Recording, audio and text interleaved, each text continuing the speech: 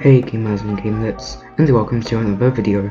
Today, I'll be talking about the ultimate hot mess that released not too long ago called Cyberpunk 2077. Just before I get to the video, I'm kind of sick right now, so my voice is going to sound a bit monotonous and weird.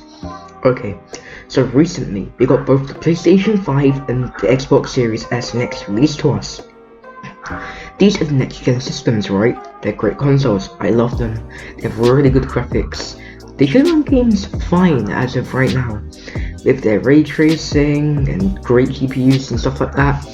Their sales have literally gone through the roof as scalpers and avid gamers have bought these systems as soon as they're able to.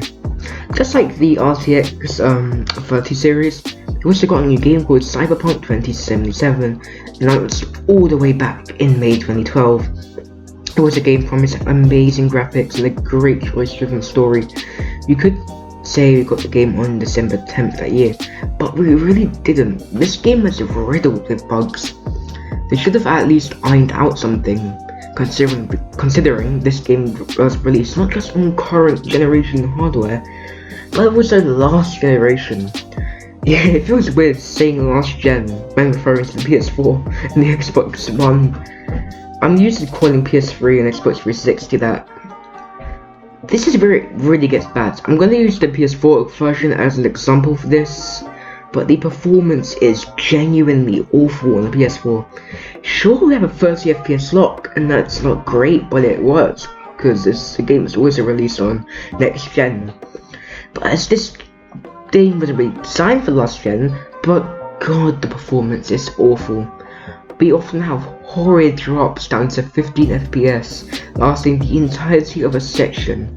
This is unacceptable considering the game runs at 720p to 900p variable resolution. The game looks so disgustingly blurry. It looks like a nearsighted person trying to play the game themselves, and don't even get me started on the gameplay.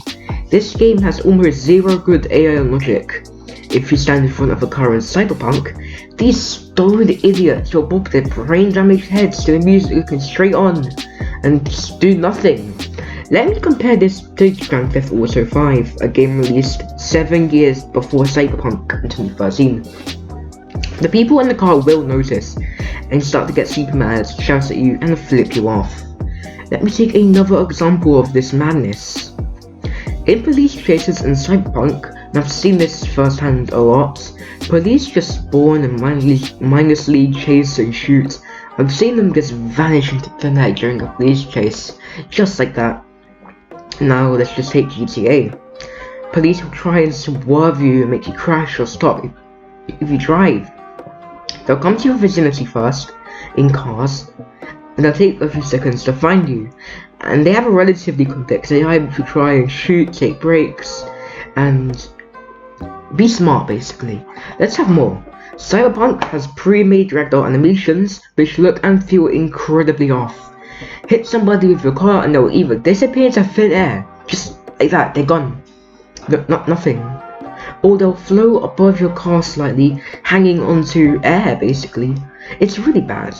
GTA 5 has this ragdoll system named Euphoria, where everybody's physics is handled completely real time.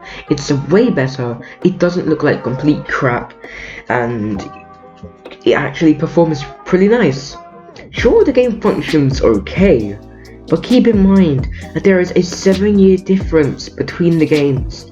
Sure, Cyberpunk looks incredible, it's got that ray tracing and all that nice graphics, but that's really all it has going for it as of now. The amount of random freezes during speech and vanishing people and cars and other bugs really makes this game a pass as of right now. Sony themselves have actually removed it from the PlayStation Store due to the amount of just awful reviews and literal reports about the games. And I have personal advice, which is never buy anything at launch.